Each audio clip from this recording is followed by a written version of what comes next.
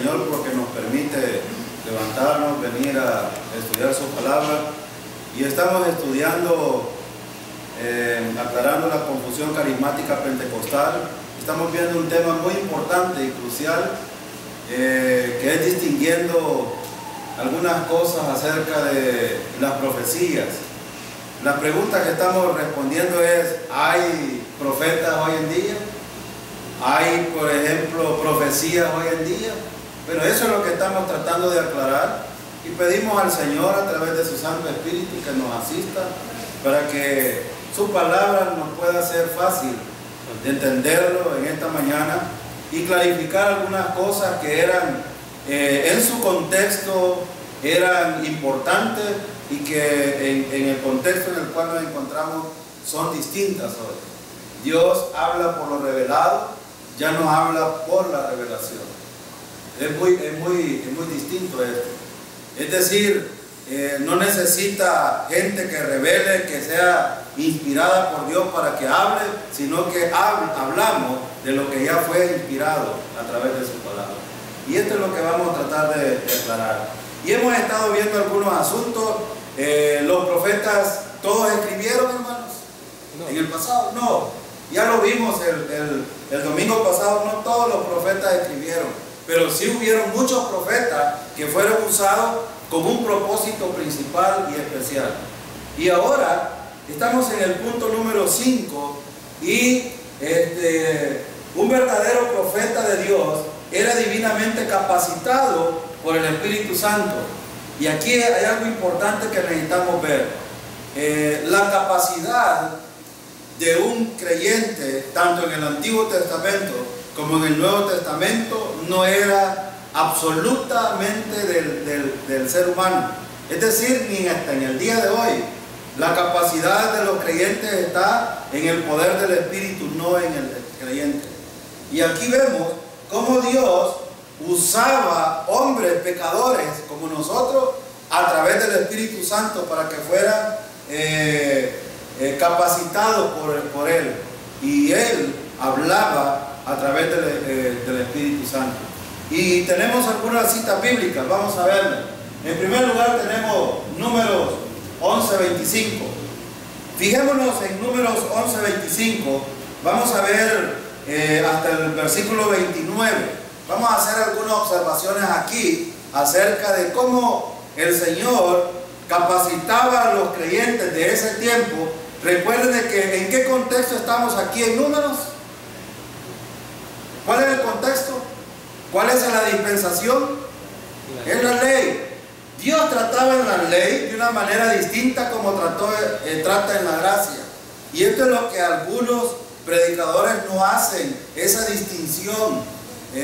Y vamos a ver aquí en Número qué es lo que dice el escritor. Dice: entonces Jehová descendió en la nube y le habló.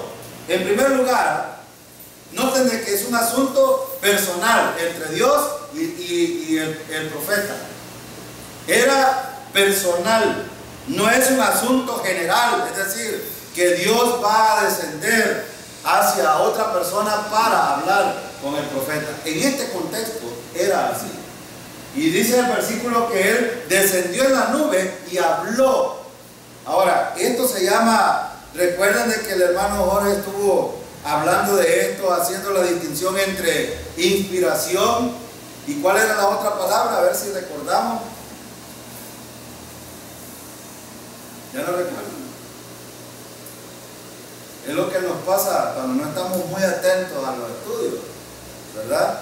No es lo mismo que el profeta estaba hablando de lo que había sido inspirado, o sea, lo que Dios le había dicho, o lo que había soñado, o lo que él estaba dando. Quiero retroceder un poco para que ustedes recuerden este punto. Comunicación. No es lo mismo. No es lo mismo inspiración con comunicación. No es lo mismo. Predicción y comunicación. Es algo que sucede antes y el profeta lo comunica antes de que suceda. Esa es la distinción que hicimos. Entonces aquí Dios viene y habla con el profeta en este punto, y estábamos viendo que lo que estaba haciendo el Señor era dotándolo, capacitándolo para que pudiera hablar a los demás. ¿Y cómo lo hizo? Bueno, vean en el versículo, dice: entonces Jehová descendió en la nube y le habló, y tomó del espíritu que estaba en él y lo puso en los 70 varones ancianos, y cuando posó sobre ellos el espíritu, profetizaron y no cesaron. ¿Vean? Entonces, ¿quién es el que habla? Veamos alguna observación aquí, y sobre todo en el versículo 29 vamos a hacer algunas observaciones interesantes. Pero en el versículo 25 dice que había un profeta, el Señor baja, habla con él y toma del espíritu del profeta para dárselo a ¿cuántos hombres? 60. Y cuando estos 60 tomaron de su espíritu, empezaron a profetizar. Pero la pregunta es, ¿empezaron a profetizar qué? Porque aquí está el asunto. Veamos el versículo 26. Y habían quedado en el campamento 2 varones, llamados el uno Eldad y el otro Medad, sobre los cuales también reposó el espíritu. Estaba esto entre los inscritos, pero no había venido al tabernáculo, y profetizaron en el campamento.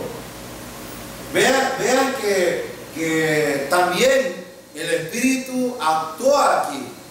Ahora, ¿quién es el que capacitaba a los seres humanos, tanto en el Antiguo Testamento como en el Nuevo Testamento, para que hablaran lo que el Señor les decía? En el versículo 25 tenemos de qué. Dice que el Señor vino en la nube y habló con el profeta. Es decir, el profeta habló y los 60 hablaron y los otros 2 hablaron lo que el Señor les dijo.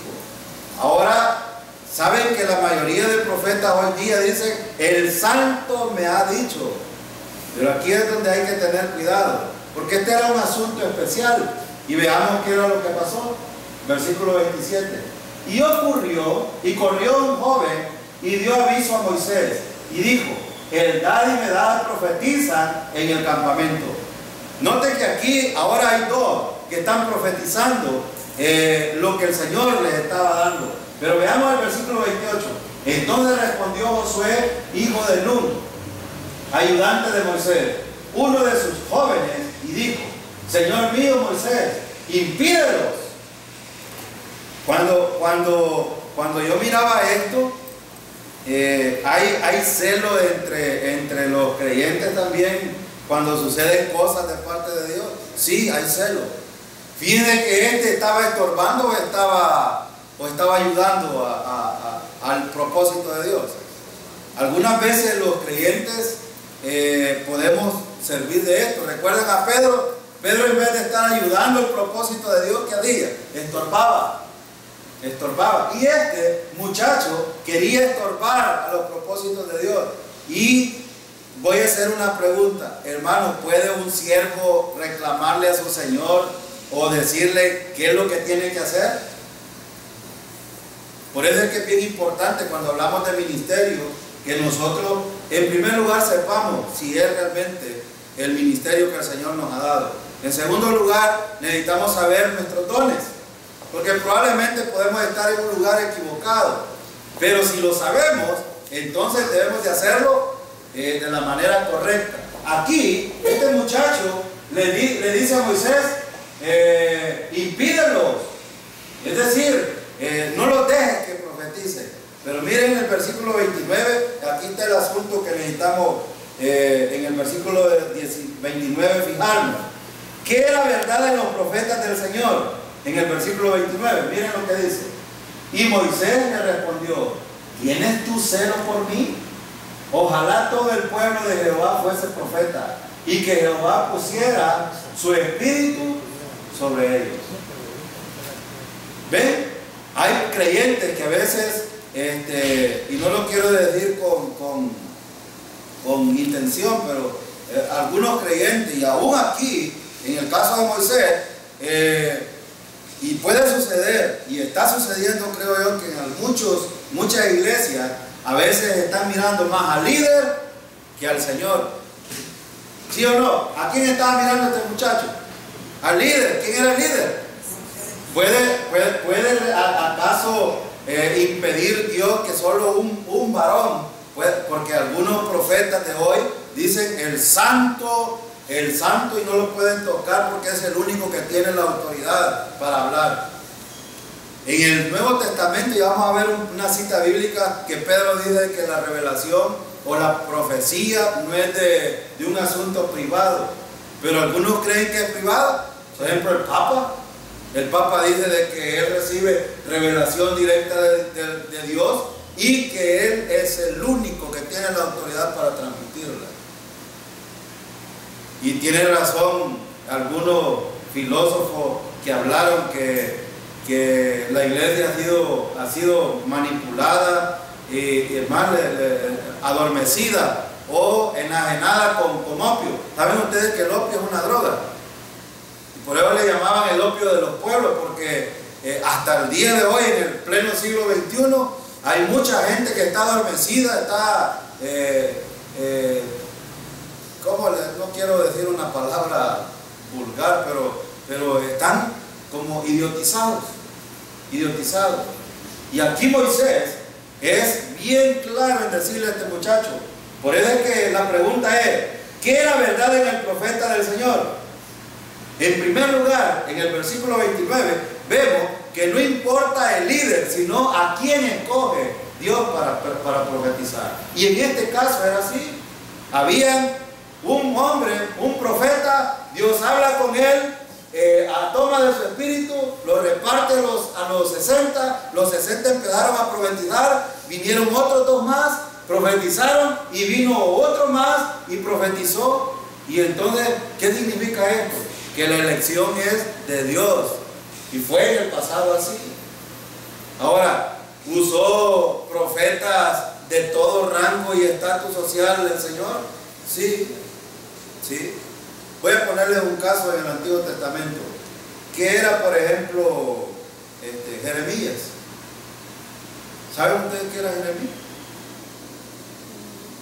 Un agricultor. ¿Qué era Pablo?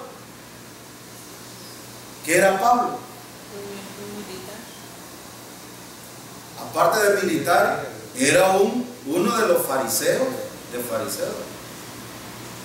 Gamaliel se encargó de instruirlo perfectamente.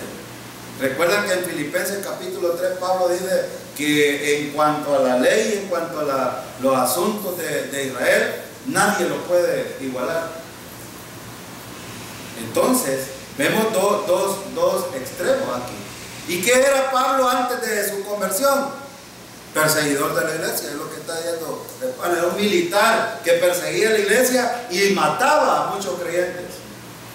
Era un asesino, pues, en otras palabras. Algunos, cuando hablamos de estas cosas, y quizás algunos que nos ven por este medio se espantan cuando oyen decir de que un homicida ahora es un apóstol y uno que profetiza asuntos del Señor en el Nuevo Testamento, en el principio de la iglesia. Y Pablo quizás fue el que más escribió acerca de los asuntos de Dios. Y tenemos a Juan. ¿Qué era Juan?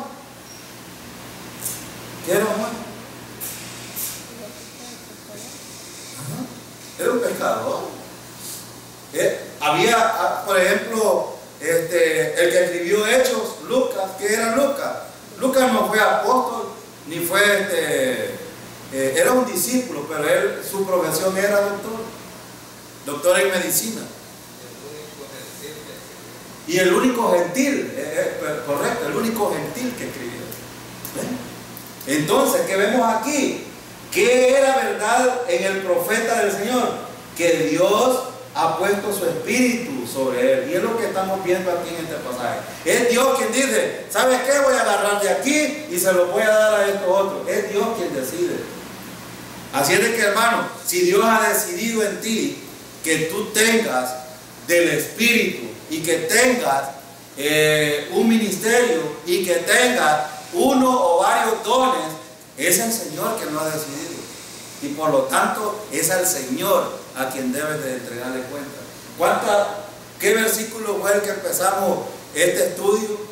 En la primera parte estamos viendo este estudio, el primer versículo que vimos es el 2 de Timoteo: procura con diligencia presentarte a Dios aprobado, como obrero que no tiene de qué, que usa bien. Entonces, hermano, cuando el Señor en el Antiguo Testamento hacía esto, no hay jactancia de decir, yo, varón santo de Dios, voy a repartir.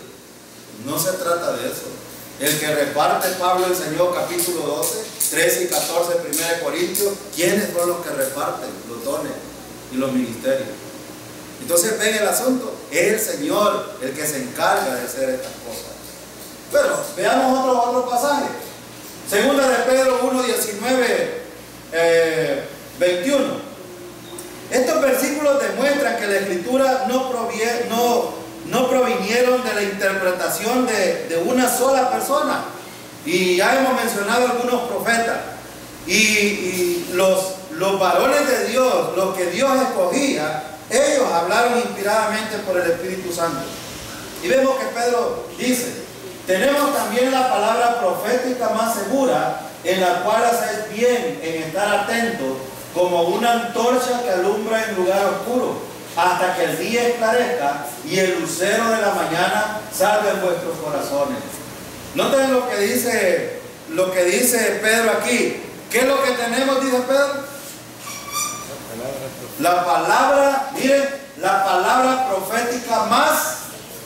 Entonces, la pregunta es, ¿la palabra profética a qué se está refiriendo? ¿De qué está hablando Pablo aquí cuando dice la palabra profética?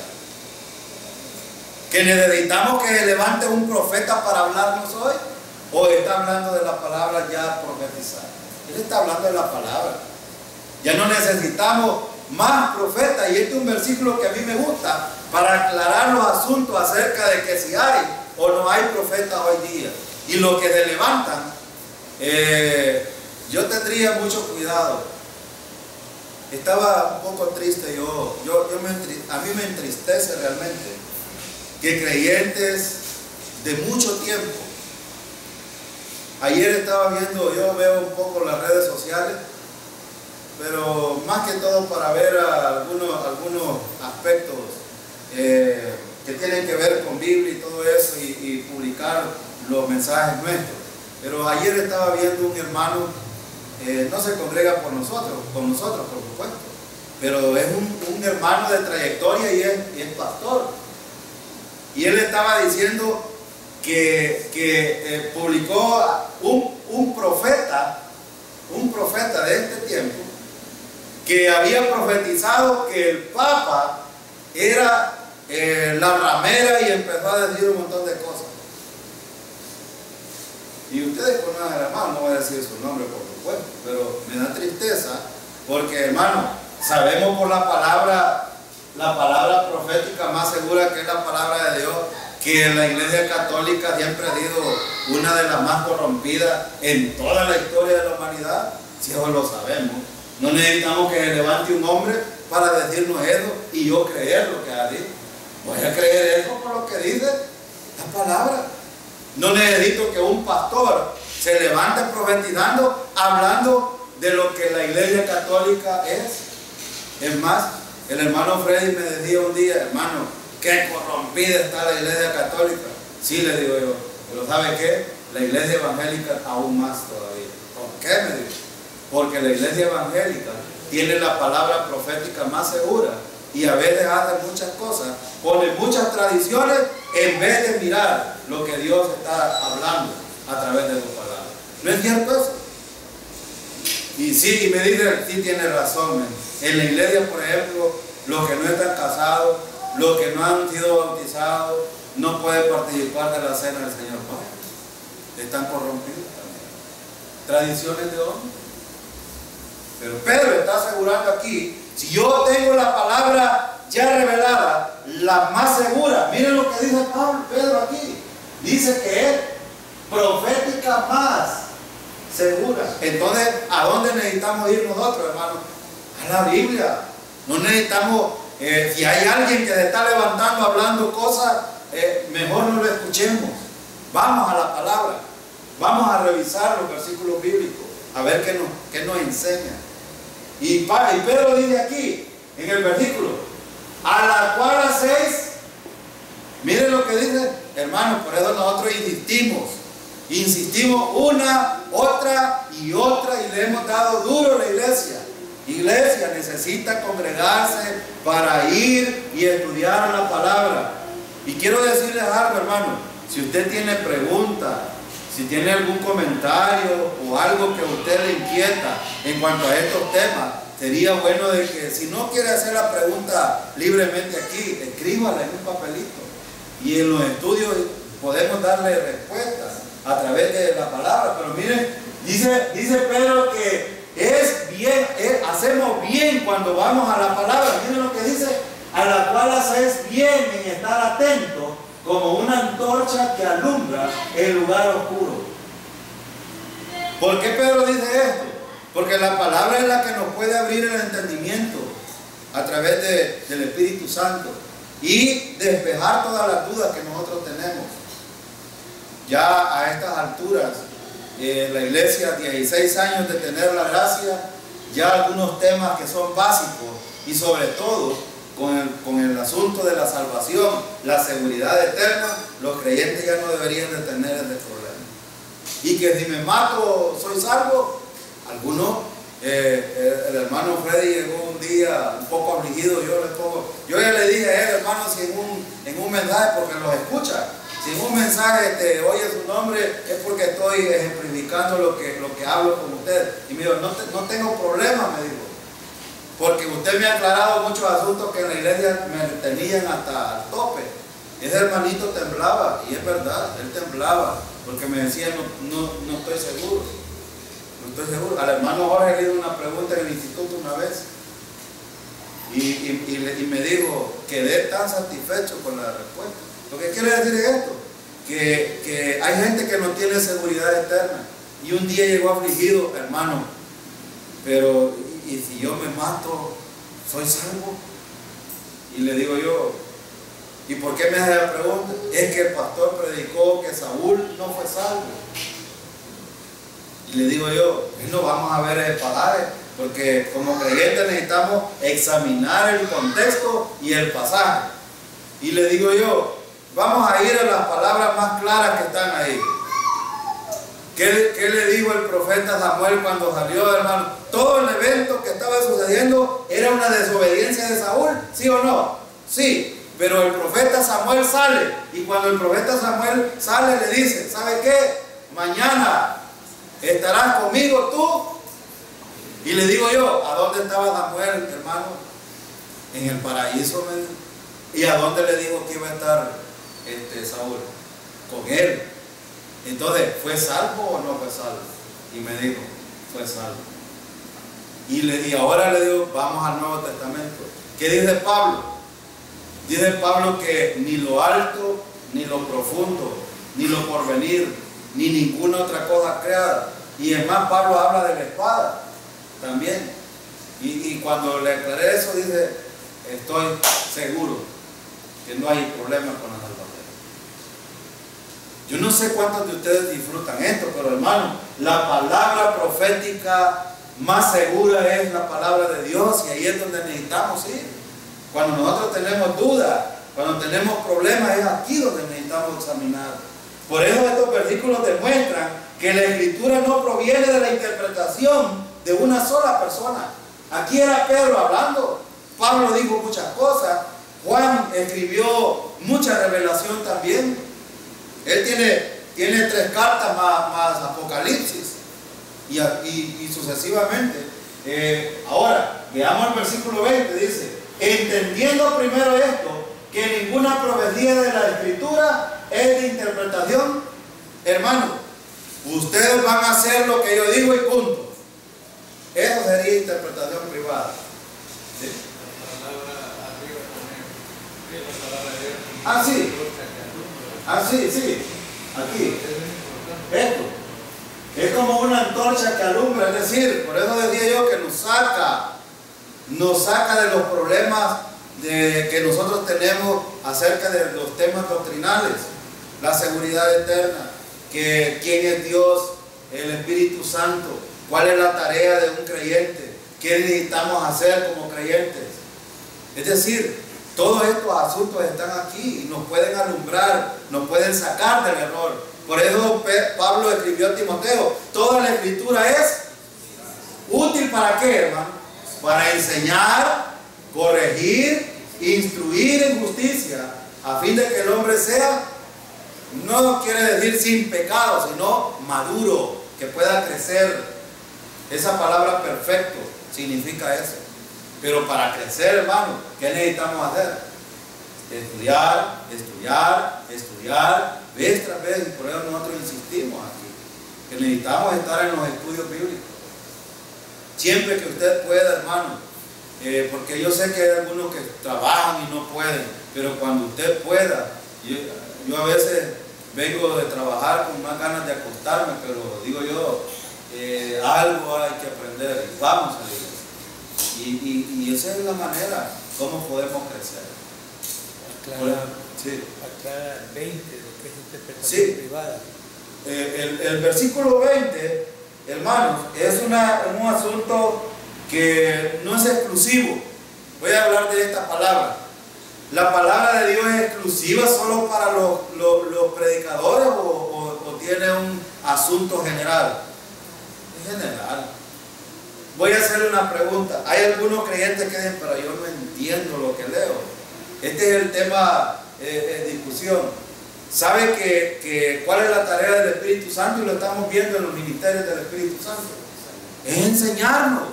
Y si usted va a orar al Señor, para cuando usted va a sentarse en su casa a leer un pasaje, esto es lo que tiene que hacer: orar al Señor, pedir la dirección del Espíritu Santo, y el Señor nos enseñará a través de él, hermano. Claro que sí, nos aclarará todos los asuntos.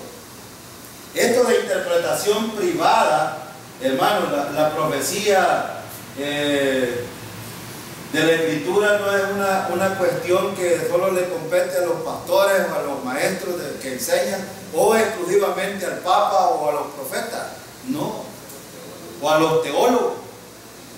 Al hermano Jorge le quería comprar una Biblia cuando quería estudiar en el seminario Juan de la Montaña, San José de la Montaña, y el sacerdote le dijo, no, porque la Biblia solo la podemos leer nosotros.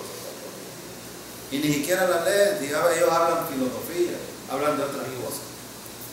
Quizás expandir un poco más que interpretación privada no significa, hoy hay un montón de religiones justamente por la interpretación privada, es decir, que yo la interpreté así, tú la interpretaste así, tú la interpretaste así. Lo que está diciendo ahí es que Dios dijo una verdad y solo hay una verdad. No la va a interpretar cada quien como le da la gana y a pensar lo que le da la gana. Digo esto y eso es. No es de interpretación a libre albedrío del que le dé la gana. Entonces, en ese sentido, el problema ha sido por la ignorancia de un pueblo que no estudia, pero hay una verdad que no pueden leer, que no buscan la mejor traducción y se confunden. No significa que tengan derecho a interpretarla confundidamente. Así es. O sea, cada quien va a ser responsable, porque no, yo lo interpreto así, pues hace tu religión. Pues yo lo interpreto así, no, es que aquí dice que el pañuelito, yo lo interpreto. No, ahí hay una verdad, una verdad que Dios ha trazado, y ya no es para que nadie la interprete. Dios ya dio la orden y ha dado lo que está establecido. No tiene ningún hombre derecho a interpretarlo como él quiere. Voy a leerles una versión distinta a esta, porque esta es Reina Valera, y Reina Valera tiene sus debilidades. Entonces, pero escuchen esta versión en el versículo 20. Dice: ante todo, tengan muy presente que ninguna profecía de la Escritura surge de la interpretación particular de nadie. Es decir, extraviados de la sincera fidelidad, ¿a quién? Hermano, es a Cristo que le debemos nosotros fidelidad. No se pierda. Usted necesita ser fiel ¿a quién? Presentarse a Dios aprobado. Es a Él. Es a Él. Versículo 4. Porque si viene alguno predicando otro Jesús, ¿y cuál es el otro Jesús que predica la mayoría? Las obras, los ritos, la prosperidad, el esfuerzo humano y misticismo, ascetismo, etc. Ese es otro Cristo. El Cristo que nosotros tenemos es el que nos empodera cuando tenemos comunión con Él, el que camina con nosotros cuando andamos por fe. Ese es el Cristo. Porque si viene alguno predicando otro Jesús que el que os hemos predicado, o si recibís otro espíritu que el que habéis recibido, u otro evangelio que el que habéis aceptado, bien lo toleráis. ¿Y saben por qué? Porque son desviados por medio de su sentido. Miren lo que dice el versículo: extraviados vuestros sentidos. Por eso es que hay que estar despierto en esto. Versículo 5. Y pienso que en nada he sido inferior a aquellos grandes apóstoles, porque estos son falsos apóstoles, obreros fraudulentos que se disfrazan como apóstoles de Cristo. Y no os maravilla, porque el mismo Satanás se disfraza como ángel de luz. Así que no es extraño si también sus ministros se disfrazan como ministros de justicia, cuyo fin será conforme a sus obras. Entonces no les extrañe que pastores están liderando iglesias, pero disfrazados nomás. Solo están disfrazados. Sálvenos el Señor, que nosotros tengamos esto algún día. Yo oro al Señor y oren ustedes, hermanos, por nosotros, como pedía el apóstol Pablo, para que nosotros no seamos desviados a enseñar otras cosas. Y sobre todo, que la iglesia no esté mirando a nuestro Redentor. La iglesia necesita volver a la cruz de Cristo para poder recordar lo que Cristo hizo por nosotros. Y eso debemos de recordarlo siempre. Es por misericordia, es por gracia, es por amor de Dios, no es por otra cosa. Y la paz de Dios, que sobrepasa todo entendimiento, dice Pablo a los filipenses, pues nos dará todas esas cosas, sabiduría, inteligencia espiritual para podernos conducir. La paz de Dios sea con todos, hermanos.